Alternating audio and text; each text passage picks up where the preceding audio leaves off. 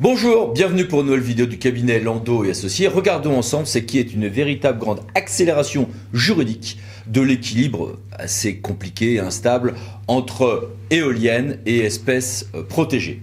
Alors, en matière d'espèces protégées, le principe c'est celui d'une interdiction de toute destruction sous réserve de dérogation à ce principe, et tout ceci nous vient de la directive Habitat 92/43. Schématiquement, une telle dérogation suppose trois conditions cumulatives.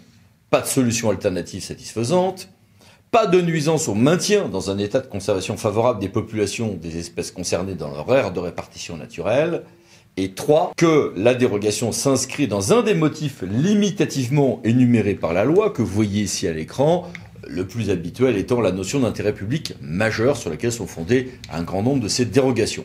Oui, sauf que développer des énergies renouvelables, notamment éoliennes, mais aussi photovoltaïques, et dans certains cas l'hydroélectrique, est-il constitutif d'un tel intérêt public majeur? Et est-ce que cet intérêt s'impose même quand l'espèce est moins menacée ou n'est plus menacée? Faut-il lancer ces procédures même si l'atteinte aux animaux n'apparaît pas en amont de l'exploitation mais au fil de celle-ci? Il y a plein de questions. J'avais fait, ici voici les références, une vidéo il y a quelques années, 2 ans je crois, sur toute une série de jurisprudences qui montraient l'équilibre délicat faire la matière, avec un intérêt public majeur qui s'apprécie parfois en fonction de la production énergétique de la région, et puis parfois non, ce n'est pas les critères que prend le juge. Sur l'état de conservation des espèces, on a des positions assez délicates à schématiser parce que c'est vraiment du cas par cas et qu'il y a quand même une assez grande variété d'appréciation par les différentes juridictions à l'évidence. Tout ceci prouvant qu'il fallait en tout cas bien sécuriser les dossiers avec un travail extrêmement sérieux en amont qui n'est pas toujours constaté sur le terrain. Voici ici quelques jurisprudences que j'avais citées dans ma vidéo et voici quelques jurisprudences là maintenant postérieures à cette vidéo. Je vous ai cité uniquement celles qui m'ont semblé les plus notables. Et puis voilà ce que, en cette fin de 2022, 3 évolutions fortes sont à noter. Premièrement, une série de décisions qui renforcent la position du juge judiciaire en la matière avec une position stricte. Deuxième chose, un avis contentieux tout à fait clarificateur du Conseil d'État. Et 3, des évolutions en cours tant du droit français que du droit européen. Première chose, un juge peut en cacher un autre. Derrière le juge administratif, il y a aussi le juge judiciaire, civil et pénal. Et oui, civil aussi. Le délit qui est prévu par l'article L415-3 du Code de l'environnement d'atteinte à la conservation des habitats naturels est assez souvent en réalité la frontière aussi de ce qu'il est possible ou pas de faire, et parfois plus stricte que ce que l'on croit quand on regarde uniquement le droit administratif. Et ça peut être consommé, cette infraction constituée par la simple abstention de satisfaire aux prescriptions, par exemple, imposées par un préfet dans le cadre de mesures compensatoires pour les dites espèces protégées. Ça peut être constitué par imprudence, casse-crime 2010, ou par une obligation, une simple mission d'obligation de reboisement, par exemple, peut-être même involontaire, suffit à constituer l'infraction, casse-crime 18 octobre 2022. Une affaire vient de défrayer la chronique à ce propos. Alors c'est assez amusant parce que c'est en civil, c'est la CAS-CIF 3 qui s'est exprimée, mais vient un raisonnement qui fonde le pénal. On a 31 éoliennes exploitées par une filiale d'EDF et qui se retrouvent à détruire en quantité ou pas en quantité, nous dit FNE, des faucons cresselerettes alors que cette espèce est protégée. Bien. La Cour de cassation confirme et sanctionne avec unanimité civile, mais en raison du régime des associations environnementales, et donc par un raisonnement qui nécessite que le Cour de cassation estime que l'infraction est constituée. Ce qui est intéressant, c'est que la Cour de cassation pose que la destruction d'un seul individu de l'espèce protégée est interdite par la loi et que cela peut se révéler même quand les destructions apparaissent en cours d'exploitation et qu'elles n'étaient pas forcément évidentes en amont de la phase d'autorisation pour la dérogation espèce protégée. On a des sociétés qui ont dit ben non, c'est une espèce qui se porte plutôt mieux, on est sur quelques mortalités éparses, et non, nous dit la Cour de cassation, même si l'espèce va mieux. Donc, on a une destruction ou une mise en danger d'espèces protégées qui doit donner lieu à une procédure d'autorisation, même si ça apparaît en cours d'exploitation, même si l'espèce va plutôt mieux, et même si l'infraction donc n'était pas constatée au préalable, il peut y avoir intérêt à agir pour l'association requérante. L'interdiction de porter atteinte à l'espèce s'applique donc même si l'état de conservation ne semble plus à risque ou en tout cas est en rémission. Sauf que nous allons voir tout à l'heure que ce point pourrait évoluer en droit national et européen très vite. Position très stricte donc de la Cour de cassation, 30 novembre 2022.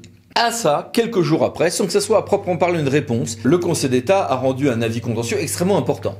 Alors, de prime abord, on se dit tiens, c'est une réponse du Conseil d'État, plus souple, à ce que dit la Cour de cassation. C'est plus subtil que ça car on ne parle pas exactement du même moment de la procédure. Le Conseil d'État a rendu un avis contentieux parce que la Cour administrative d'appel de Douai lui posait un certain nombre de questions sur la construction d'un parc éolien dans le Pas-de-Calais. Très bien. 1. Le Conseil d'État rappelle le caractère cumulatif des 3 conditions précitées. Pas de solution alternative, maintien dans un état de conservation favorable des populations, et puis un intérêt public majeur ou un des autres motifs fixés par la loi. Ça, rien de neuf. 2. Le Conseil d'État nous dit que l'administration devra tenir compte des mesures d'évitement, de réduction, de compensation prévues. Là aussi, rien de neuf sur le soleil. Alors, on va dire, mais attendez, c'est bizarre parce que dès que j'ai des destructions, je dois engager la procédure. Et là, on nous dit, bah non, il faut tenir compte des mesures d'évitement. Oui, mais attention, ce qui était dit par la Cour de cassation, c'était, tu vas aller voir le préfet et lui demander une autorisation parce que il y a des destructions d'espèces protégées. Et là, on nous dit bien, je vais prendre en compte les mesures de compensation, l'état réel de la conservation de l'espèce. Ça a l'air d'être contradictoire avec ce que dit la Cour de cassation, sauf que là, maintenant, on n'est plus au même stade. On n'est plus à... Toi, exploitant, tu vas demander l'autorisation au préfet et ton dossier sera examiné. On est sur ce que doit faire l'État. Et là, il prendra en compte tout ceci en aval. Donc on n'est pas tant que ça sur une opposition. Sauf que l'on peut constater en tout état de cause que la réponse sur ce point du Conseil d'État reste floue pour que l'on soit sur une appréciation casuistique, une appréciation cas par cas, qui est toujours malaisée à faire. En réalité, ce genre de dossiers sont toujours un peu délicats à piloter. Et puis donc, distinguons bien de quelle phase nous parlons. Autre élément, le responsable du projet va demander sa dérogation et il y aura un examen des spécimens de l'espèce concernée pour voir s'ils sont présents dans la zone du projet. Et il n'est tenu compte à ce stade de l'examen ni du nombre de ces spécimens, ni de l'état de conservation des espèces protégées présentes. Et là, il y a une cohérence avec ce qu'a dit la Cour de cassation. On va devoir faire cet examen si ces conditions sont réunies, mais après on prendra en compte la réalité des destructions, les mesures de compensation possibles pour donner ou pas l'autorisation. Et le Conseil d'État précise que le responsable du projet devra obtenir une dérogation espèces protégées si l'atteinte aux espèces est suffisamment caractérisée. Là, on est dans l'épure classique de ce que nous dit le juge administratif, mais là, il y a potentiellement une opposition entre ce qu'a dit la Cour de cassation et le Conseil d'État. C'est important. À noter que d'ailleurs, c'est le juge du fond, tribunal administratif, cour administrative d'appel, qui vont avoir à statuer là-dessus. Le Conseil d'État, lui, fait un contrôle de cassation sur ces faits-là, qui est limité à ce qu'on appelle la dénaturation. Le Conseil d'État nous l'a dit le 29 juillet 2022. Donc voici, deuxième grande évolution, donc cet avis contentieux du Conseil d'État, 9 décembre 2022, association Sud-Artois. Et puis on est sur un droit très évolutif, même dans le droit écrit. En effet, tant le projet de loi sur les énergies renouvelables, qui est en cours de débat parlementaire au jour où j'enregistre cette vidéo, c'est-à-dire mi-décembre 2022, que le droit européen envisage de faire une sorte de présomption selon laquelle il y a bien cet intérêt public majeur de constituer dès que j'ai un projet d'énergie renouvelable.